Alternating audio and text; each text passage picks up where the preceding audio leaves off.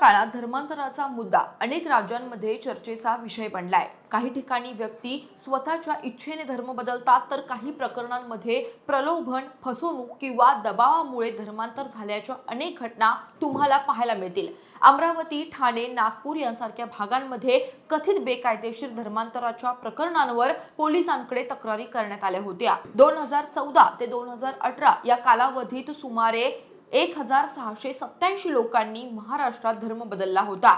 याच पार्श्वभूमीवर काल म्हणजे 13 मार्च रोजी गृहराज्यमंत्री पंकज भोयर यांनी महाराष्ट्र धर्म स्वातंत्र्य अधिनियम 2026 हे विधेयक विधानसभेत मांडलं। विरोधी पक्ष, मानवाधिकार व सामाजिक संस्थांनी या विधेयकाचा विरोध केला। महाराष्ट्र धर्म स्वातंत्र्य अधिनियम 2026 या विधेयकात कोणत्या गोष्टी आहेत, का याचा विरोध केला जातोय आणि एकूणच या विधेयकाची सरकारला गरज का वाटली, हेच आजच्या या व्हिडिओतून आपण समजून घेणार आहोत। नमस्कार, मी अक्षता, आपण पाहत आहात मुंबई आउटलुक। बळजबरीनं करण्यात येणारं धर्मांतर रोखण्यासाठी कायदा आणणारे महाराष्ट्रच पहिलं राज्य नाहीये, तर ओडिशा, मध्य प्रदेश, छत्तीसगड, गुजरात, हिमाचल प्रदेश, झारखंड, उत्तराखंड, उत्तर प्रदेश, कर्नाटक, हरियाणा आणि राजस्थान या राज्यात या आधी हा कायदा लागू करण्यात आलाय। आता धर्म स्वातंत्र्य अधिनियमातील काही महत्त्वाचे मुद्दे पाहूयात। या कायद्यात कलम 14 मध्ये बेकायदेशीर धर्मांतरासाठी दोषी आढळलेल्या संस्थांवर बंदी व दंडाची तरतूद करण्यात आली आहे। तसेच जबरदस्तीनं धर्मांतर करणाऱ्याला आता 7 वर्षांची कैद आणि 5 लाख रुपयांपर्यंत दंडाची शिक्षा सुद्धा होऊ शकते।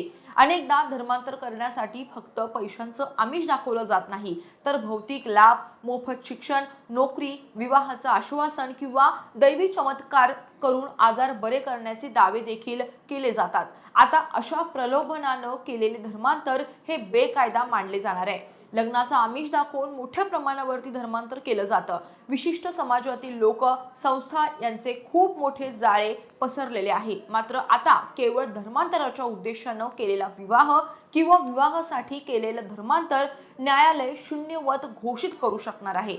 मात्र अशा विवाहांतून जन्मलेल्या बालकांच्या हक्कांची काळजी देखील घेण्यात आली आहे। अशा बालकांना त्यांच्या आई वडिलांच्या मालमत्तेत वारसा हक्क असेल आणि त्यांना भारतीय नागरिक सुरक्षा संहिता अंतर्गत निर्वाह खर्च मिळवण्याचा पूर्ण अधिकार देण्यात आलाय।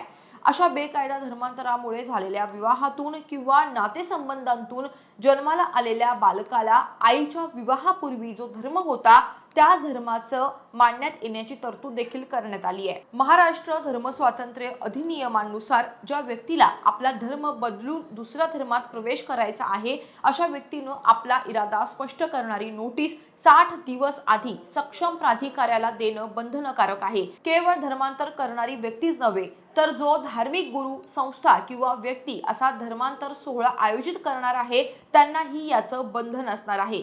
आता सगळ्यात महत्त्वाचं म्हणजे बेकायदा धर्मांतराच्या गुन्ह्यात जबरदस्तीनं धर्मांतर घडवून आणणारी व्यक्ती, संस्था तसेच धर्मांतरासाठी प्रवृत्त करणारी व्यक्ती सुद्धा दोषी समजली जाणार आहे। दोषीला 3 ते 7 वर्ष कारावास आणि 1 लाख रुपये दंड होऊ शकतो। तसेच महिला, अल्पवयीन मुलं, अनुसूचित जाती किंवा अनुसूचित जमातींमधील व्यक्तींचं बेकायदा धर्मांतर केल्यास 4 ते 7 वर्ष कारावास आणि 5 लाख रुपये दंड होणार आहे। शिवाय एकाच वेळी 2 किंवा अधिक व्यक्तींचं धर्मांतर केल्यास 10 वर्षांपर्यंत कोठडीत सुद्धा होऊ शकते। महाराष्ट्र धर्म स्वातंत्र्य अधिनियम 2026 नुसार धर्मांतरित व्यक्तीचे पालक, भाऊ किंवा बहीण किंवा जिचं अशा व्यक्तीशी रक्ताचं, वैवाहिक किंवा दत्तक नातं असेल, अशी कोणतीही व्यक्ती अशा बेकायदा धर्मांतराविरुद्ध पोलिसांकडे तक्रार नोंदवू शकते।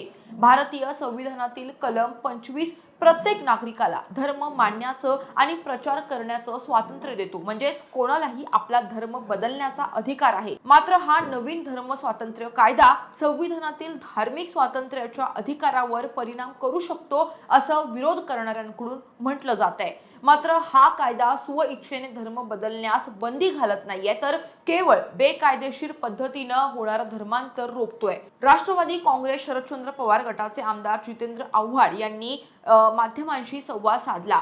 ते म्हणाले की जबरदस्तीनं धर्मांतर होत असेल तर जरूर रोखा, परंतु सरकार कोणतीही एक लाईन किंवा विचारधारेच्या माध्यमातून हे करत असेल तर हे चुकीचं आहे। भारतात विविधता टिकली आहे, त्याचं कारणच हे आहे की त्यांना स्वातंत्र्य आहे। जनसुरक्षा कायदा आणला तेव्हा त्याचं टायटल चुकीचं होतं. विशिष्ट नक्षलवादापर्यंतच ते सीमित आहे. विधेयक आताच आलं आहे, यावर चर्चा होणार, त्यावेळी आम्ही बोलू, असं आव्हाड म्हणाले. तर काँग्रेसचे ज्येष्ठ नेते नाना पटोले यांनी सुद्धा या विधेयकावर चिंता व्यक्त केली आहे. महाराष्ट्र धर्म स्वातंत्र्य अधिनियम 2026 बद्दल तुम्हाला काय वाटतं हे आम्हाला कमेंट करून नक्की सांगा.